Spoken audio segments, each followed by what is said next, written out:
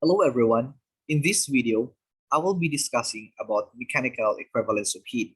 We will also go through the relationship between mechanical work and heat, Jules experiment, and also some examples.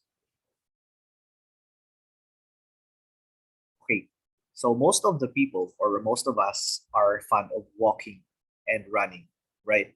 So we have noticed that when we walk for a long time or run very fast, we start sweating, right? So when we run or walk, we do work in the form of mechanical energy, which raises the temperature of our body. So this rise in temperature is the reason behind sweating. And we notice that the work done by our body is converted into heat energy. The French scientist named James Joule has proved this with the help of an experiment that mechanical energy or mechanical work can be converted into heat. So now let's discuss the Joule's experiment of the mechanical equivalent of heat to have a better understanding about its concept.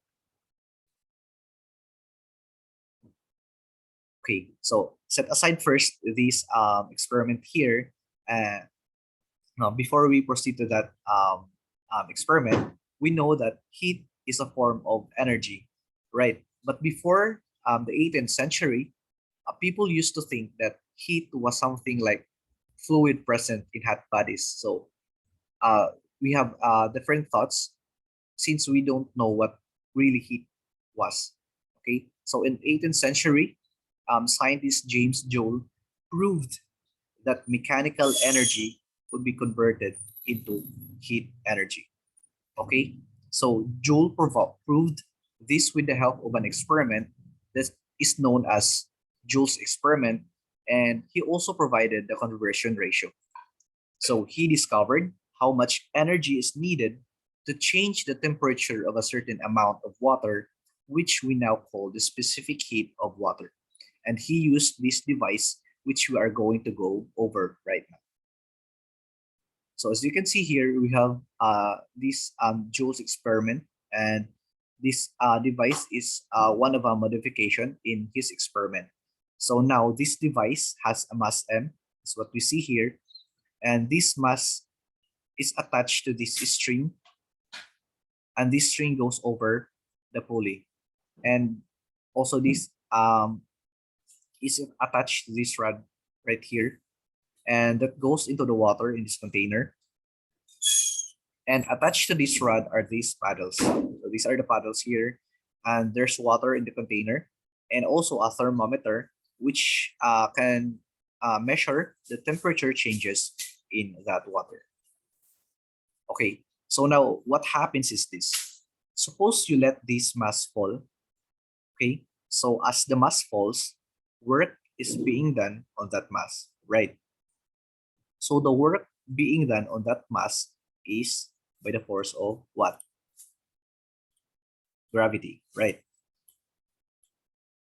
So the work being done on that mass is by the force of gravity. So as the mass falls, its energy is changing. It's losing height. It's losing potential energy. So the amount of work that is done by gravity is equal to the change in energy. So what you see here is work is equals to the change in energy. But the question is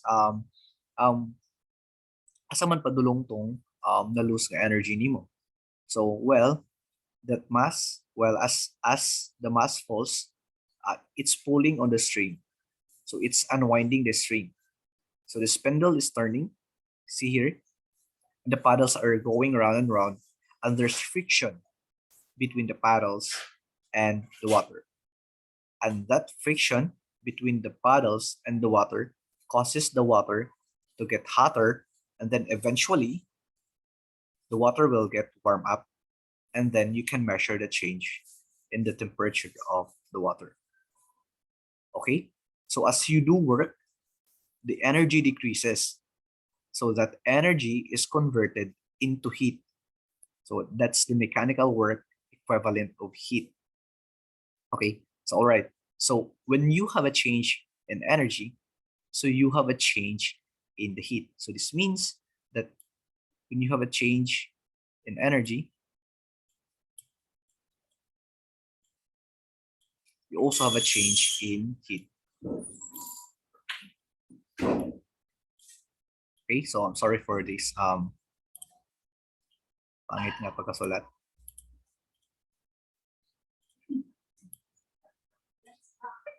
Okay, so the heat is going to the water, so the energy is decreasing, thus the heat of the water is increasing. And also the change in heat is also responsible for what? The change in temperature, right? So now as that mass falls down, there's a decrease in the potential energy. So we said there's a decrease in the potential energy because work is being done on the mass.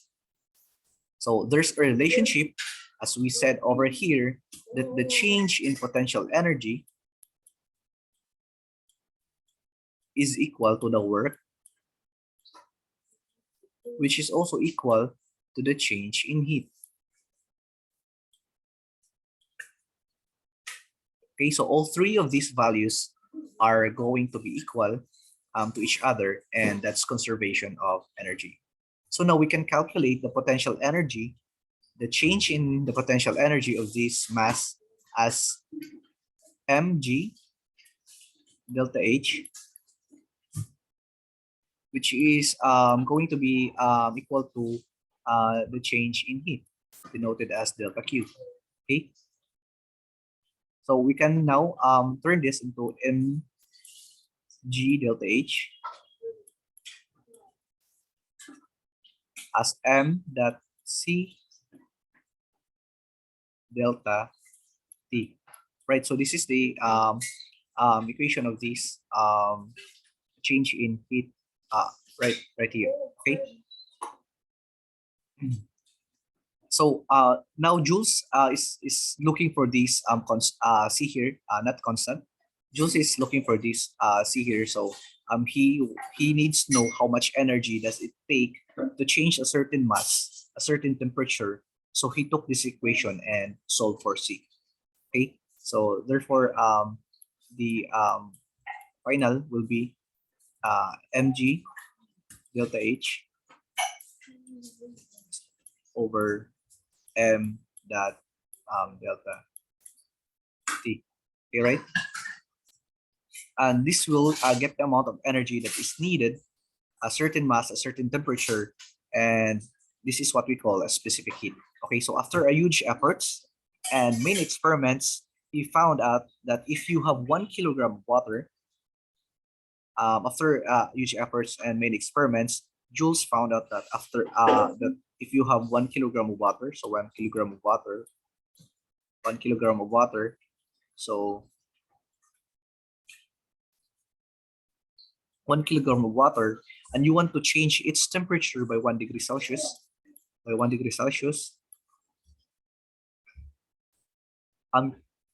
you needed or you have or your object would have to go through a change in energy of 4,186 joules. Okay, so this your object or this mass right here would have to go through a change in energy of 4,186 joules, which would be added to the water, which could then change 1 kilogram of water 1 degree Celsius. So that is what we call now a specific heat of water. Okay, so this is the specific heat of water right here.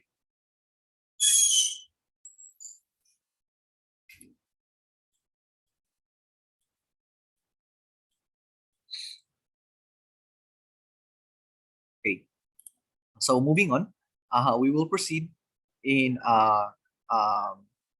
some experiments. This is figure here is what we call inversion tube experiment. So in this experiment, the gravitational potential energy of an object falling in a tube is converted into internal energy. So when it hits the bottom of a tube, okay? So the object is a collection of tiny lead spheres, as you can see here, and the tube is inverted each time the spheres hit the bottom of the tube. So the temperature of the lead shot is measured initially, and after a particular number of inversions, and we also measure the temperature as the final temperature. Okay, so we will let M here represents the mass of the lead shot. So here M, and for a tube of length L, so the loss of gravitational potential energy to each inversion is just this equation here. So we have this the change in potential energy will just become mgl here. So instead of h, we will replace l, since we are looking in this in the height of this tube here. Okay. So therefore, for n inversions, the loss of gravitational potential energy is going to be mgl times your inversion. So this will the equation for n inversions, and the gain of internal energy of the lead shot is equivalent to this equation right here. So you just have an mc delta t, which is the specific heat capacity. C is the specific heat capacity, and also the delta T is the temperature rise of the lead shot. Okay, so assuming that all the gravitational potential energy is transferred to internal energy of the lead shot, so this then will become right here, equation here. So we have mc delta T is equals to mg ln, and therefore getting the C here, or solving for C, we will have this final equation here. So this is the experiment used to measure the specific heat capacity of lead here with no other measurements other than the length of the tube, the temperature rise of the lead, and the number of inversions. So these are the procedures if you are going to perform these experiments. You just have to first measure the initial temperature of the shots and calculate the weight of the shots, measure the height of the tube also, and do work on the shot. So this is the time you'll have to rotate the tube. So this will be denoted as the number of inversions, and you just have to do this 50 or more repetitions, and also record the final temperature of the shots, and then again repeat the experiment following the same procedure to have a what you call this if you are not satisfied with the initial results, so you just then have to repeat the experiment many times or 100 times. Okay. Okay. That's it. So the final slides here is a simple example. So here, this an experiment similar to that done by Joule. So an object of mass 12.0 kilograms distance of 1.25 meters at a constant speed while causing the rotation of a paddle wheel in an insulated container of water. So if the descent is repeated 20 times, then calculate the heat transfer in joules. Okay, so we have written the given here para madalita. So we have the mass and the height, and we have the times repeated times of the descent. Okay, so the concept of mechanical equivalence of heat basically says that Q is equal to W. This means that the heat that was transferred from one system to another is equivalent to the work that was done. Okay, so the work will be just your change in energy or potential energy times the repetitions. Okay, so this will become mgh times n, and then you'll just have to substitute the values for the given here. So you have 12 kilograms, and you have a gravity which is 9.8 meter per second squared, and the height, constant height with 1.25 meters, and times the number of repetitions. Okay, so the final answer will be 2,940 joules, or 2.94 kilojoules. So this is the heat transfer that is that was being done by this mass of object here. Okay, so that will be all, and thank you and God bless everyone.